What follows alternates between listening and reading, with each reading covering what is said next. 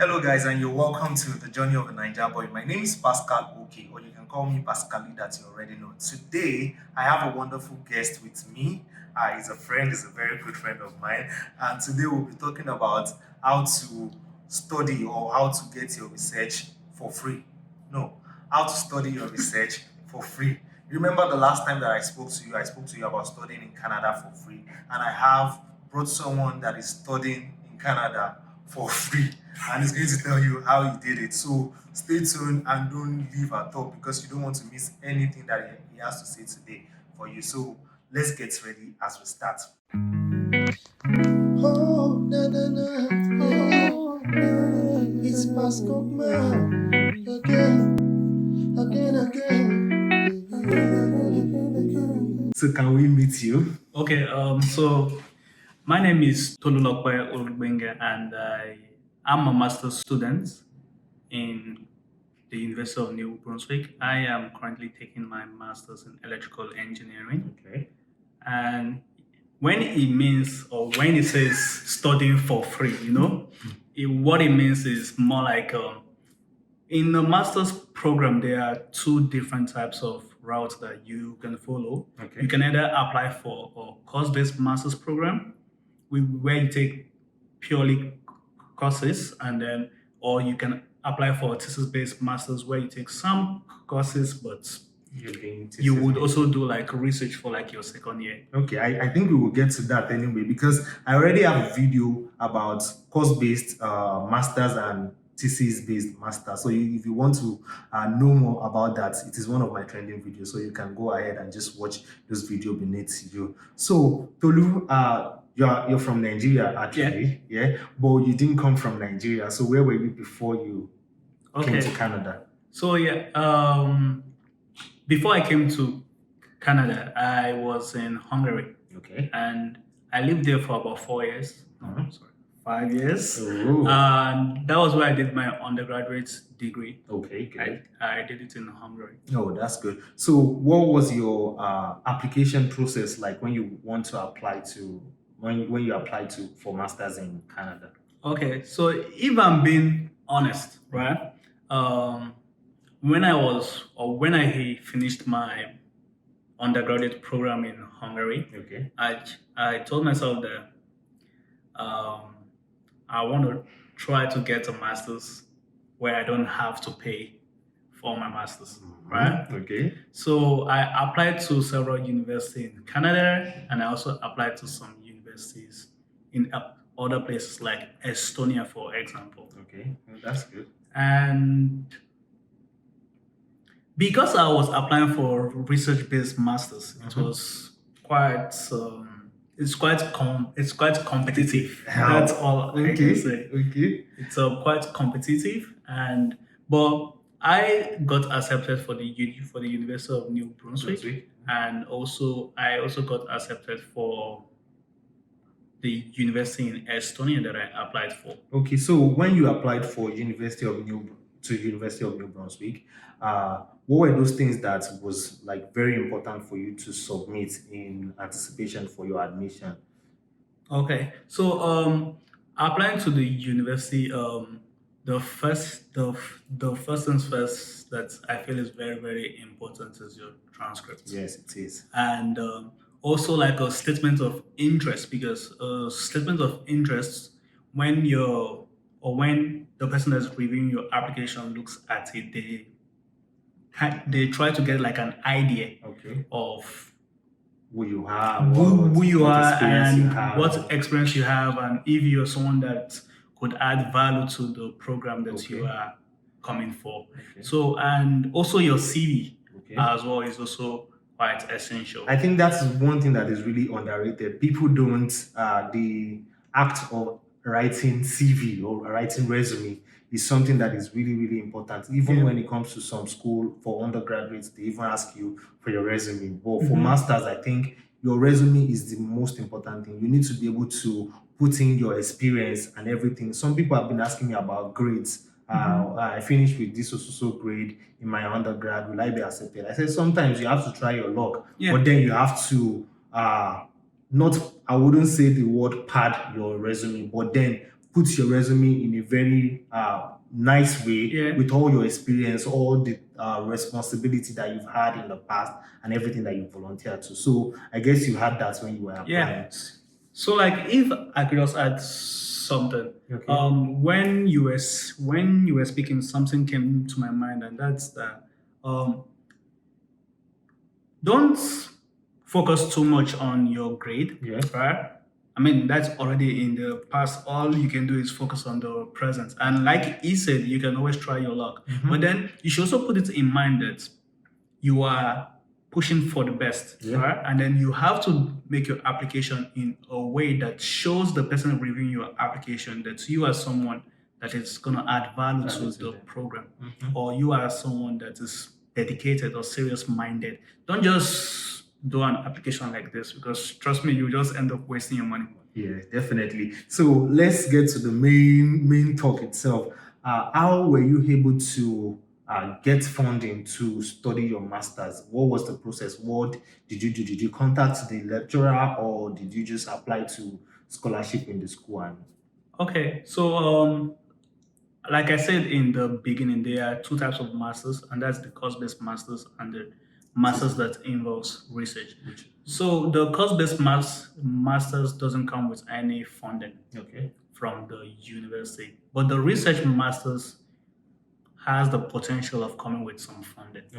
And that is because a supervisor accepts you and then says that you are gonna come research with him, and then he's gonna help you pay your tuition fee and maybe give you some extra money out of that as well. So the first things first is that when you're contacting supervisors, one thing that you should put in mind is that these supervisors are very busy. That's one. And they receive a lot of emails, like tons of emails. So I wouldn't say you shouldn't email them, but your email must stand out from the remaining, because let's say, for example, they have a secretary that is going through it, right? I mean, she's only going to show the professors the emails that she feels they are worth showing to him, because she doesn't want to waste his time, right? And yeah, so that's one thing.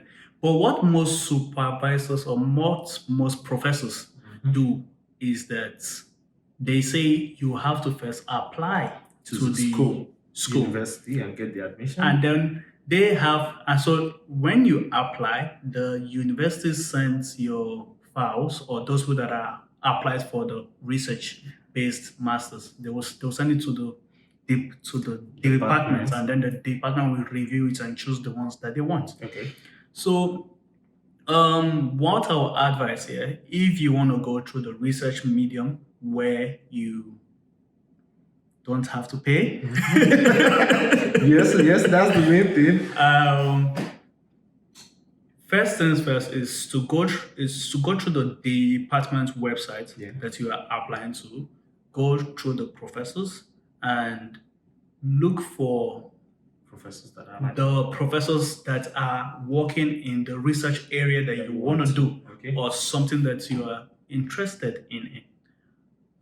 Because some universities will, when you're applying, they will ask you to specify the professors that you would like to work with, right? So when you go through the department websites, identify professors that you would like to work with that have similar areas with you.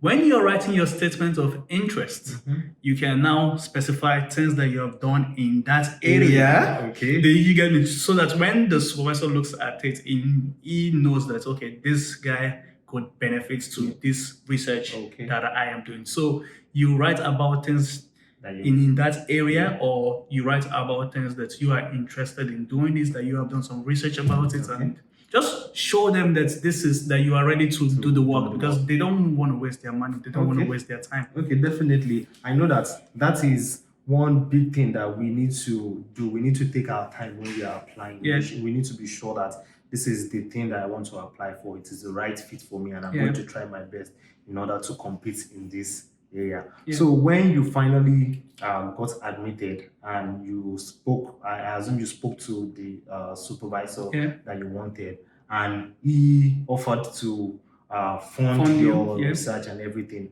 How is the funding? Would you say that everything was on time? Because which is another thing we say about getting funded and studying for free. I know that Canada is a very good place and they don't owe nobody no money. So Yeah. would you say you have enough to fund your education and also to keep in your pocket for some expenses too? Okay. What I would say is that it depends on the program that you're applying for, Okay. and funding entirely rests on your supervisor. So you might get a research position, and the funding that comes with it will be 10,000, Yeah. which pays some of your tuition fee. Or I mean, when I say 10,000, I mean in a year, not Yeah. like in a month or something. Okay. Or it comes with 5,000. So it depends on the professor. It Okay. depends on yeah. It Depends everything depends on the So professor. I can say from my own perspective, because when I came first, I came as a research student, Yeah. and all I got was 10,000 and 5,000 for fall semester and 5,000 For the winter. semester. So apparently, I have no pocket money. Yeah. Neither do I have money for the summer and everything. So I see that it is different when it comes to some people. So I have spoken about different types of scholarship to people. I have videos about it too as well, which you can also watch.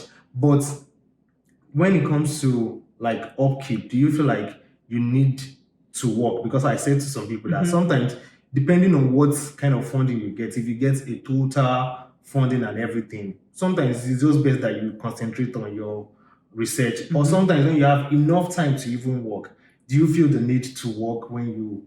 Okay. So if I am to use myself as an example, in my department, the funding comes with enough money to cover your tuition fee in a year, and based on your performance, then it could also get renewed, and you get some money, but you get some pocket money. But it's not always enough, you know. Yes. Okay. It's not enough. But if you're doing a PhD, yeah, based on my department, the money is enough. That's if you don't have extra responsibilities like a wife or something. Okay. But the money should be Enough. enough. Okay. But apart from that, you can still work and make some money as well. All right, no problem. I think maybe one of these days I'll be bringing someone on the program that will be talking about working as a student and how long can you work as a student and the whole process and everything. What would you say your research program has been like?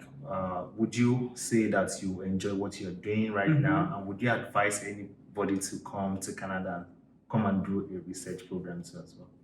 Okay. The thing about research is that it depends on what you're interested in, right?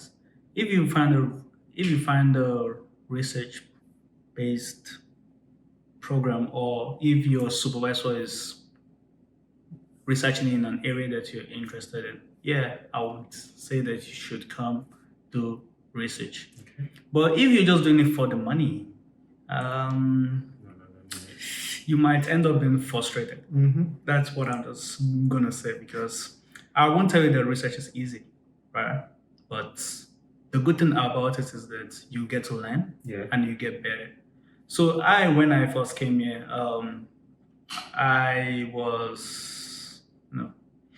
I wasn't really that confident. Yeah, when I saw what my supervisor wanted me to do, and when I saw what my colleagues at the office were doing, I was like, Tolulokpe, are you sure you can do this? But then my supervisor believed in me, and I believed in myself, and that's what has gotten me to where I am now.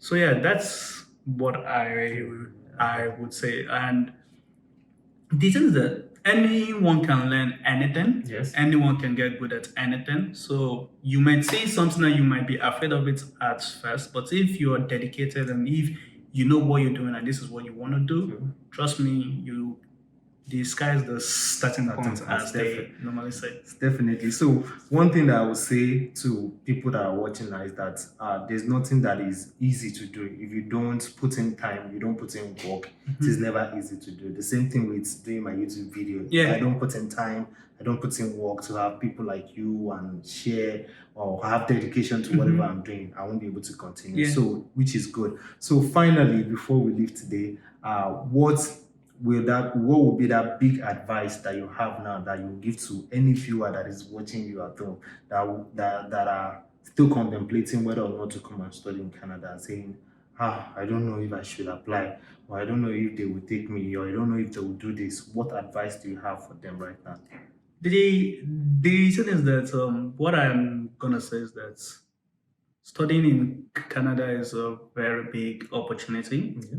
And if you have the opportunity to come to study in Canada, I would say you should take this opportunity because if you study here, there are so many things, there are so many benefits that comes with it, like finding a good job, applying for PR, like Canada is just a really great country. That's all I can say. All right, it's a really good country. No problem. So thank you very much for coming today. I'm really, really grateful that you can join me. Thanks for having me. All right, no problem. So guys, till next time that we'll meet again. If you're new to my channel, please do not forget to subscribe to this channel.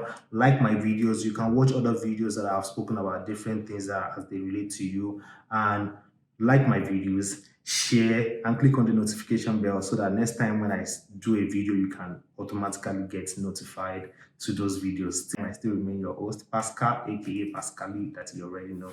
Have a nice day. Peace out.